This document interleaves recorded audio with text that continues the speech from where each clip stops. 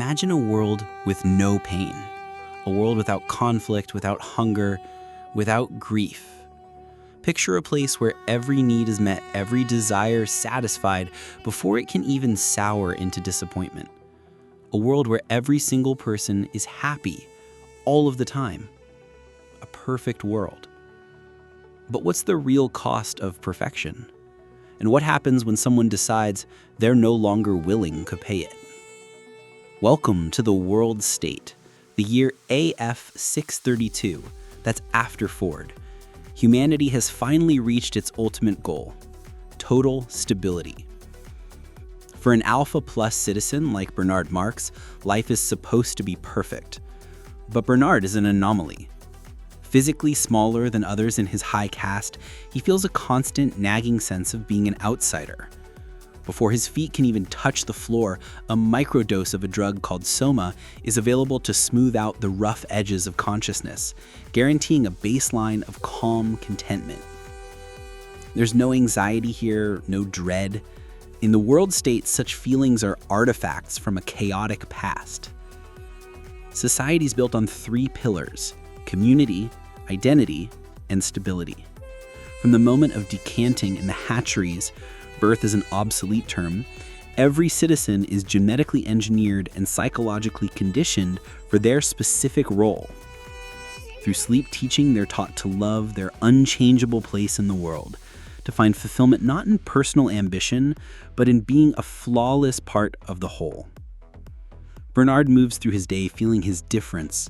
His work is engaging, but his social interactions feel hollow. Relationships are fleeting, physical, and completely free from messy things like jealousy or heartbreak. The very words family, mother, and father are considered vulgar. The idea of a passionate, exclusive bond is a primitive horror story.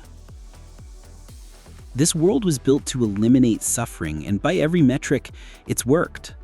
There's no war, no poverty, no crime. More than that, there's no emotional turmoil. Grief, anger, fear, those are just chemical imbalances, easily fixed with a dose of soma. It's a world where happiness isn't something you chase, it's a constant engineered state of being. And as Bernard watches everyone drift through their perfect day, he feels exactly what he's not supposed to. Deeply, troublingly alone. Far from the gleaming cities of the world state, there's a savage reservation in New Mexico, a walled-off pocket of the old world, left to its own chaotic devices. And that's where John comes from. Brought to London by Bernard as a living fossil, a specimen to be studied, John is a walking storm of everything the world state has stamped out. He's an individual.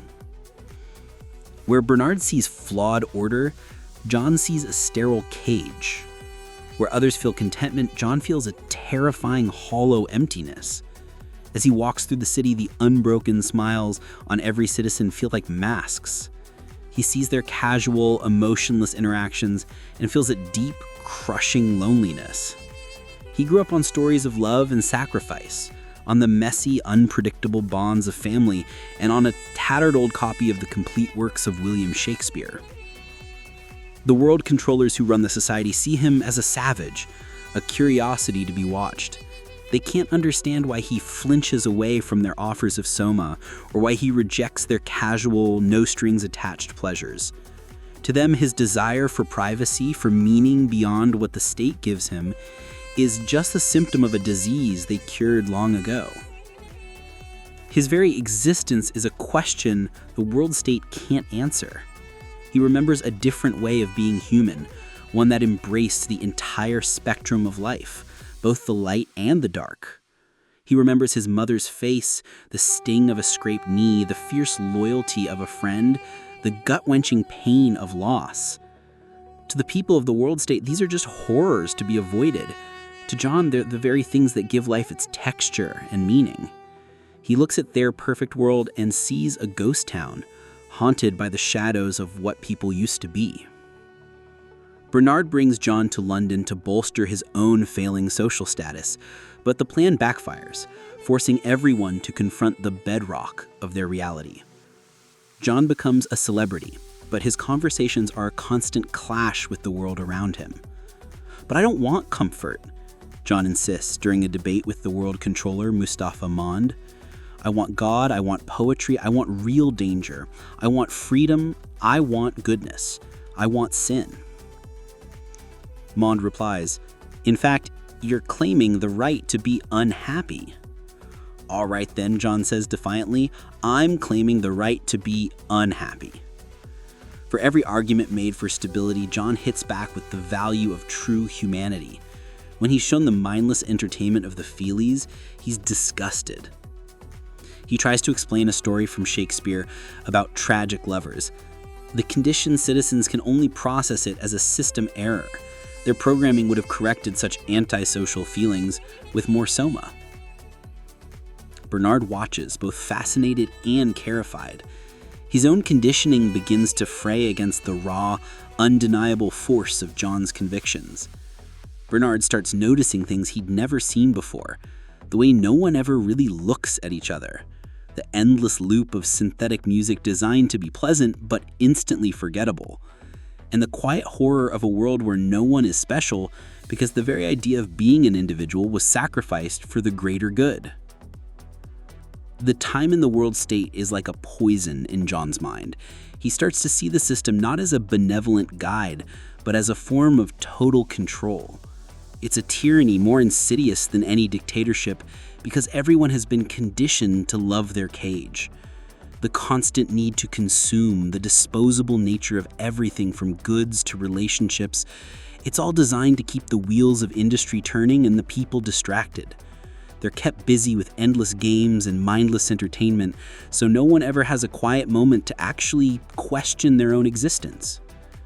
He sees the lower castes like the Deltas, who are created through the Bukhanovsky process to be identical twins performing their menial jobs in a soma-induced haze.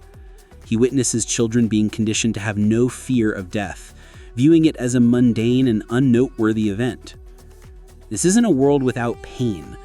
It's a world where the capacity for both great pain and great joy has been surgically removed. It's a society that chose the numbness of a slave over the chaotic freedom of being human.